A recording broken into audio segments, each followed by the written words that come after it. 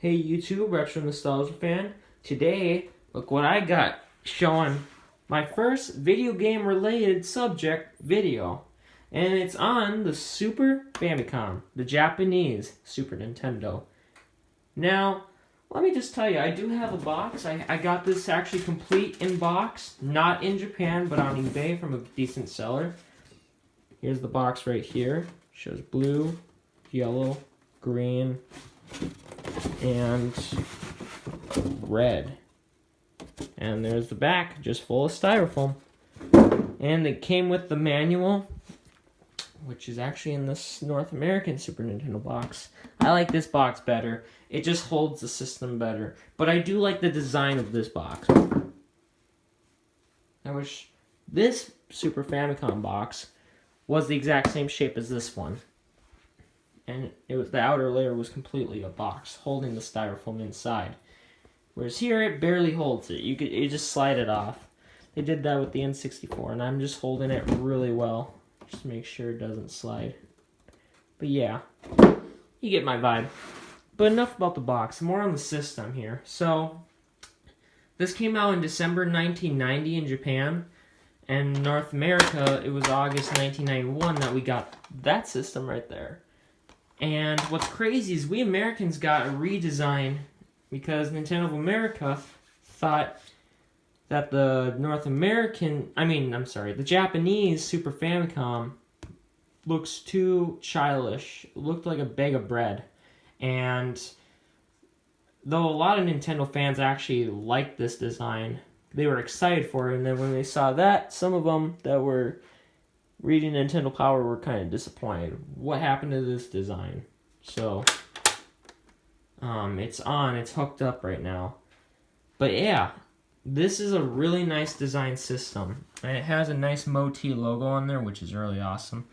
And right there, it has a nice little dust protector saying use cassette with Super Famicom mark only, which means basically put only Super Famicom games. Don't put a Sega Genesis game or a North American Super Nintendo game in it, or even a PAL one. The PAL one will fit because the PAL games, the European games as well as Australian games, have this exact design shell. The only difference is that their games work slower, and if you put a PAL game in a North American NTSC, Super Nintendo or Japanese NTSC, Super Famicom, it's gonna either blow up the system or it's most likely just gonna play really damn fast. Like the game will look like someone's fast forwarding it on VCR. That's how fast it'll go if you put a PAL game. Just some games will do that. Otherwise, there's games like Donkey Kong Country and Killer Instinct that will not work on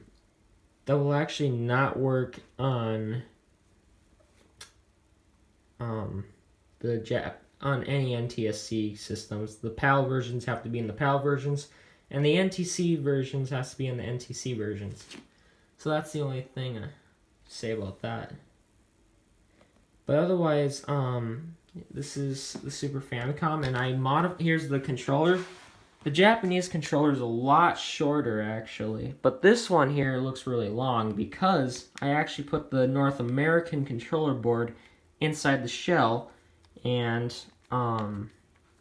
it actually looks nicer. I love this design controller shell and the buttons. So I put the Japanese shell on the North American controller board that's long wired. But otherwise, it's the exact same controller. The only thing is the lengths are different. When you get the original Super Famicom controller, it's not as long as this. And second, the controller has a nice logo here. It says the Nintendo Super Famicom logo with the iconic MOT logo, which is awesome. The North American version didn't have a MOT logo, just said Super Nintendo in light gray. This is printed black ink. Same with the select and start button. Then we got the Y, X, A, and B buttons, which actually are italicized on the North American controller. And I love the colors here. In North America, we had two light purple buttons and 2 purple buttons, and the Y and X buttons were concave buttons. I don't know why, but just so it would feel probably easier to identify which button. But for me, I know what to identify. It doesn't matter. I really like this design controller, and I wish we got this design controller and the design system. It looks awesome, and the design cartridge. And also the cartridges were different. And of course, this is over there at that box. That's what we got. But in comparison, let me get Killer Instinct. So, this is Killer Instinct. It's black cartridge, and it's way wider, because you can't actually fit it in there unless you modify the system. But my only complaint with the Japanese cartridges, it looks way nicer than the North American cartridges, but one thing I do like is that about the North Americans, there's an N label. This does not have an N label like an N64 cartridge, which is a bummer. I wish there was an N label. Anyway, here's Super Mario All-Stars, or Super Mario Collection. That's what they call it in Japan.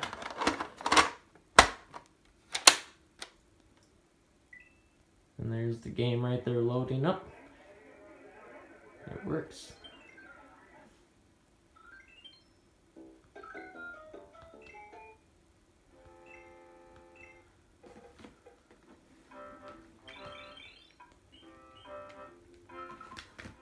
And it tells you everything in Japanese. The system can play North American games. You just have to get an adapter for the system to play North American games. Either that, or put an NTSC game in a PAL or Japanese cartridge, and it'll work on the Super Famicom. Or cut the edge of the Super Famicom, which is risk of damaging it, and you could then finally fit the North American games in it. Here's Yoshi's Island.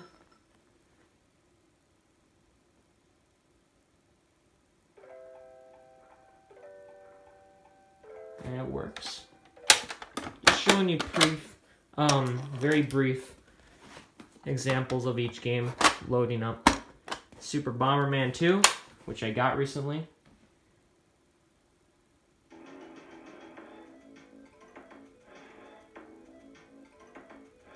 So obviously does work. This thing is very responsive. And that concludes my Super Famicom review. I hope you enjoyed it and you take care. Bye-bye.